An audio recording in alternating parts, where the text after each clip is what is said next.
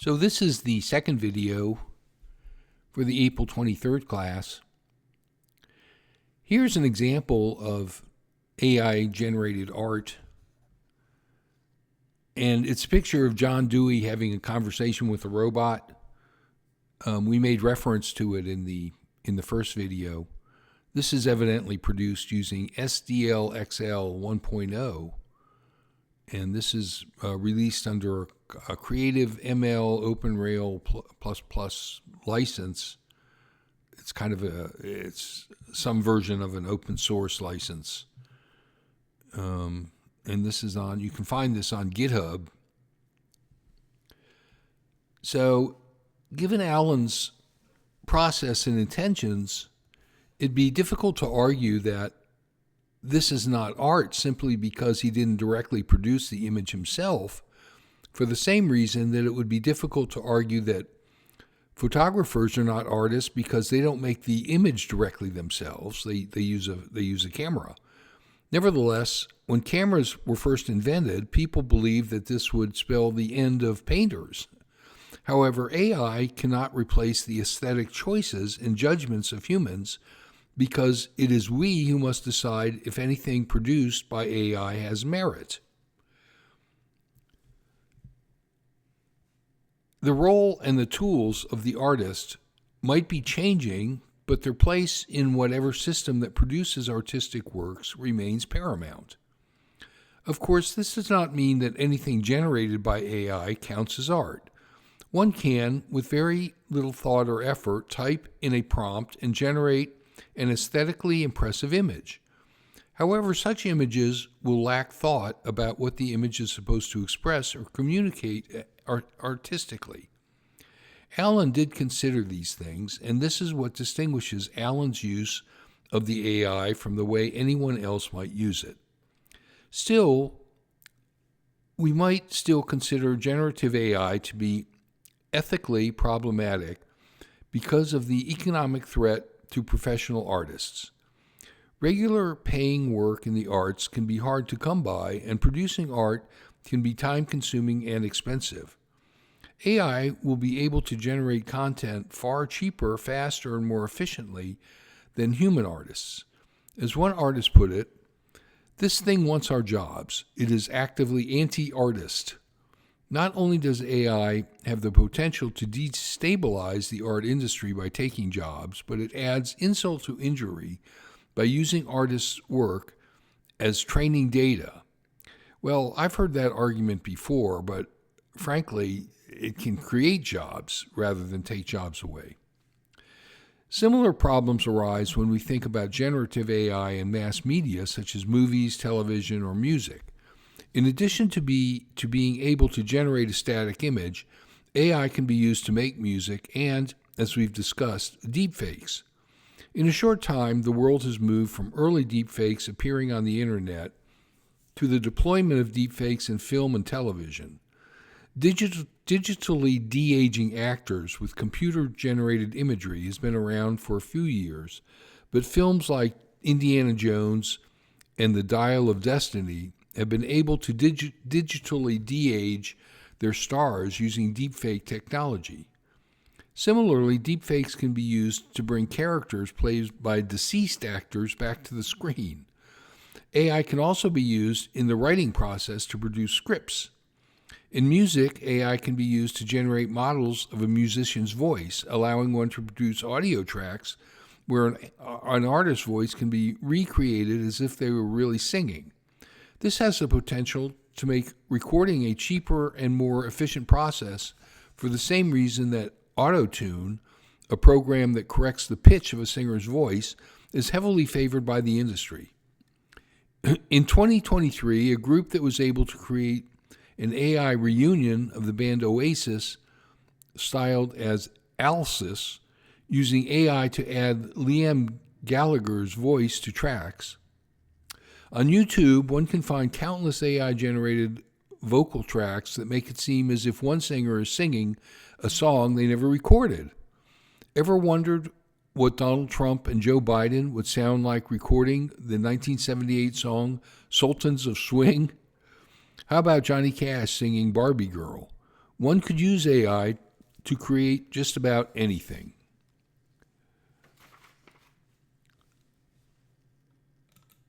There is a potentially lucrative marketplace for AI-generated music, but the use of AI models that replicate an artist's voice and appearance presents ethical and legal concerns. Actors and musicians will be under pressure to sign over legal rights to AI replicas of their voices and faces so that studios can continue to create products without the artist's participation, even post-mortem. In 2022, it was announced that actor James Earl Jones, the voice of Darth Vader, had agreed to provide the rights to his voice for an AI model for Lucasfilm. The same year, actor Bruce Willis appeared in an advertisement for a Russian telecommunication company using a deepfake. Generative AI has already sparked legal battles over intellectual property and copyright of AI-generated works. In 2022, the United States Copyright Office refused to grant a copyright to art produced by an AI, claiming that human authorship is a prerequisite to copyright protection. In 2023, on appeal to a federal court, a judge ruled that artwork produced by artificial intelligence cannot be copyrighted. In 2023, the Screen Actors Guild and the Writers Guild of America went on strike, seeking a new collective agreement that would prevent studios from unfairly pressuring actors into agreeing to allow their likeness to be used for an AI model without compensation. The writers sought guarantees that studios won't rely on AI alone to produce scripts and that an AI would never be given a writing credit for scripts where writers were paid residuals. The new collective agreement includes provisions which require studios to obtain consent from actors before they create a digital replica, and that actors be informed what the models will be used for. Despite this, some actors will need to individually negotiate terms with studios, making it easier for studios to pressure actors into signing over their likeness. This raises further ethical questions, such as whether we should be concerned about the commodification of our own likeness, the future of art, and whether this is dehumanizing. An AI model of an actor's face or voice could be used for anything from creating new performances to adding additional lines or scenes. Unlike a recorded performance, an AI model means the face and voice themselves become the product. This is particularly noteworthy in the case of deceased actors since they are incapable of offering consent. Yet, a film studio can essentially create a digital puppet of them and put them in any kind of product they wish, regardless of how the actor might feel about it. The new collective agreement includes provisions designed to protect deceased performers. AI writing programs and tools, often referred to as large language models, or LLMs, are used to create a wide variety of content, including emails, auto replies, blog posts, ads, and short biographies. LLMs use deep learning or on large data sets to predict and generate content from a question or prompt.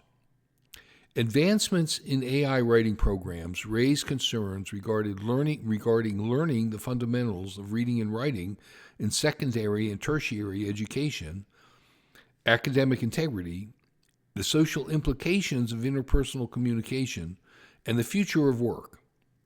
Perhaps the most well-known LLM so far is ChatGPT. It functions as a highly complex chatbot, living up to its name. Despite its complexity, however, it has limitations and shortcomings.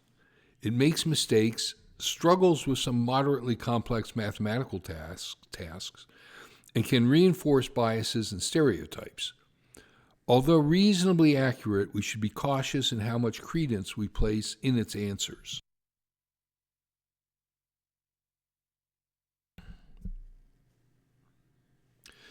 Nevertheless, ChatGPT is a powerful AI program, especially for writing.